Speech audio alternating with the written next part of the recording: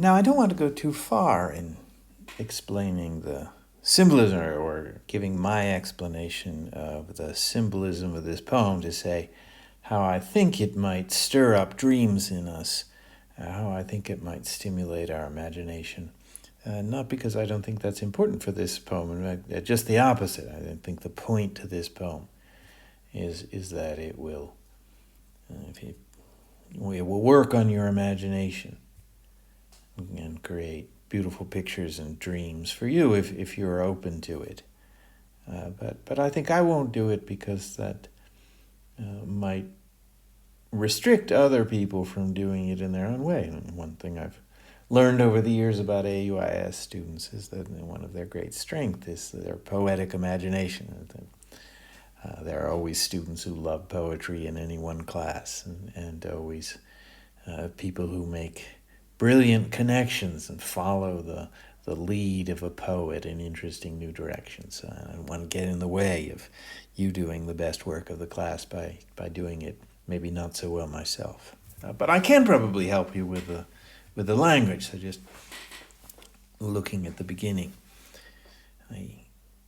In Xanadu did Kubla Khan of stately pleasure dome decree, where Alf, the sacred river, ran through caverns measureless to man, down to a sunless sea. So twice 5 miles of fertile ground with walls and towers were girdled round. And there were gardens bright with sinuous rills, where blossomed many an incense-bearing tree, and here were forests, ancient as the hills, enfolding sunny spots of greenery. So there's a ruler, he has a title, Kubla Khan. He's given a name to his house. It's no ordinary house. He's called it Xanadu. It's a pleasure dome, a place of beauty for him to enjoy himself. And it's stately, so it's enjoyable, but reserved and impressive. And he decreed it. So, this is the sort of ruler he is. His word makes things happen. He says there should be a beautiful palace, and that's enough to make it happen. He has that kind of power. And there's a river also with a name, said to be sacred, that runs through the palace grounds. And he imagines that it flows through the palace grounds and then goes into caves underneath the earth. This is part of the symbolism that the surface is beautiful and sunny, but there's something dark and fathomless. You cannot get to the bottom of it underneath. And of course the magic has to do with the choice of the words and the music behind the words. So, sinuous rills. What does that mean? It means something simple. The hills went up and down.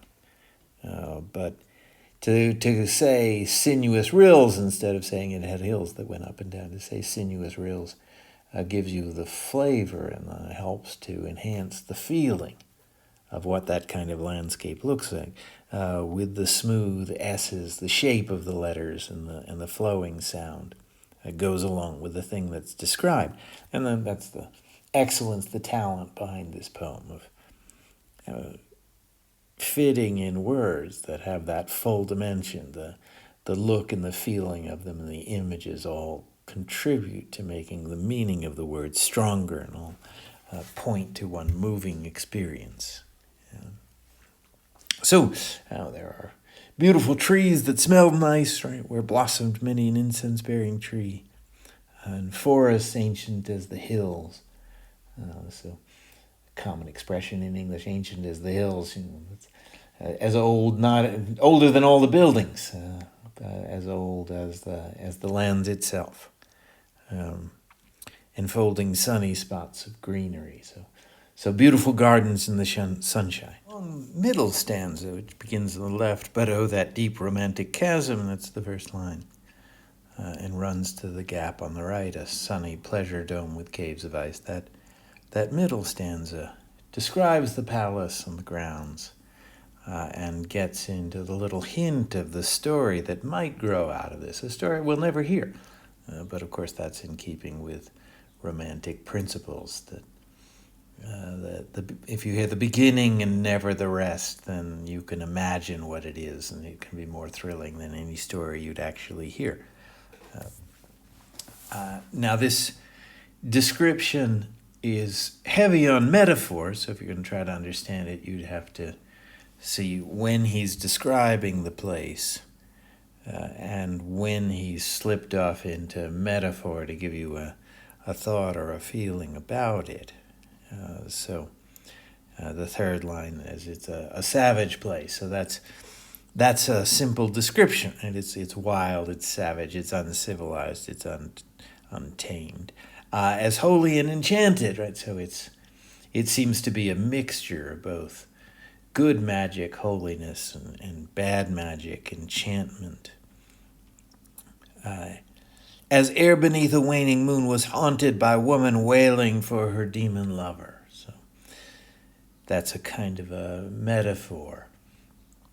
He has an image, like an image of a dream, of a woman wailing for a ghost that is somehow her lover. It's not any more complete than the contents of dreams, but it sparks his imagination, and that's his way of trying to explain to us the mixture of what's holy and enchanted, the mixture of good magic and bad magic. So those first 5 lines will make sense if you can tell what's the metaphor to explain and what's direct description. You'll find it looking at the words that they have a music of their own, because the sound and the rhythm are carefully chosen in order to support the meaning and the variations of the sound and the rhythm, and even the look of the words on the page follow the changes of tone that go with the different things being said. If you are a student of language, you might note that he has a good writing style because he favors verbs. He makes the verbs tell a lot. Ordinary writers have as their verbs very often the auxiliaries. From to be, something is, to have, and then put all their meanings in the nouns and the adjectives. But lively writers use words like slanted as a verb at the end of the first line. So what does that mean? That the chasm, this deep hole in the earth that is underneath the beautiful sunny palace, it goes down the hill at an angle. So a simple idea, but it's a more powerful way to do it, to use slanted as a verb and to form your sentence around that. That gives a sentence a strong structure. Might take a while to explain that, but I can assure you from experience that it's true. So, but oh, that deep romantic chasm which slanted down the green hill athwart a cedern cover. For something to be athwart, it's running contrary. It goes against the grain, or in a crosswise or difficult fashion. So somehow there's a chasm, a very, very deep valley, or like a crack in the ground. And that's the character of this place. The surface is sunny, but the depths are deeper than anybody can explore.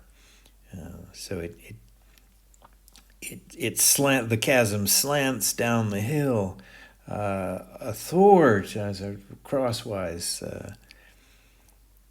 interfering with the cedar and cover. So cedar is a sort of tree. Lebanon is famous for the cedar trees.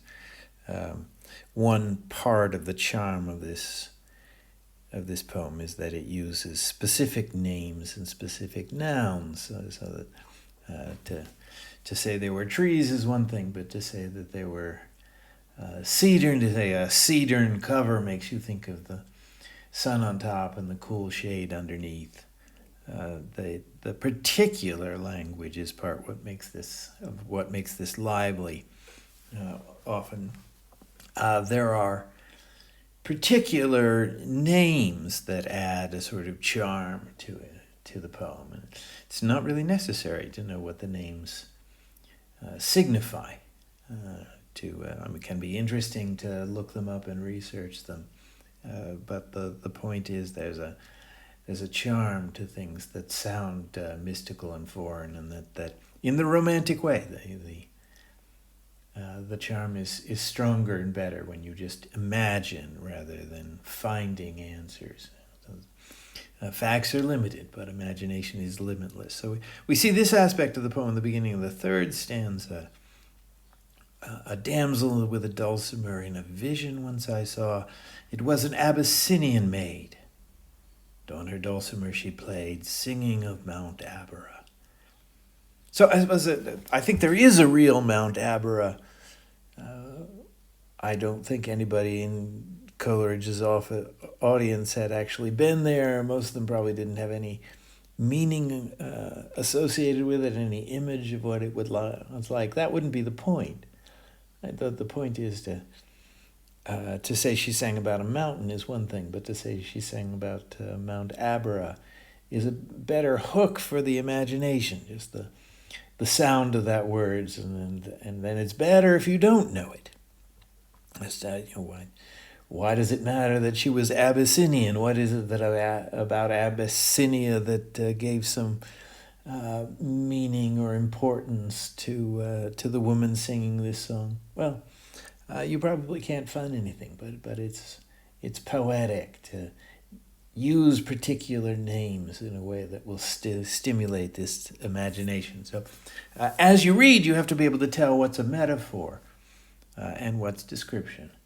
And it also helps to have good judgment about what names you have to get fixed, what words you have to understand, and which you can just allow to be sounds, to let the sounds roll over your imagination and start dreams going.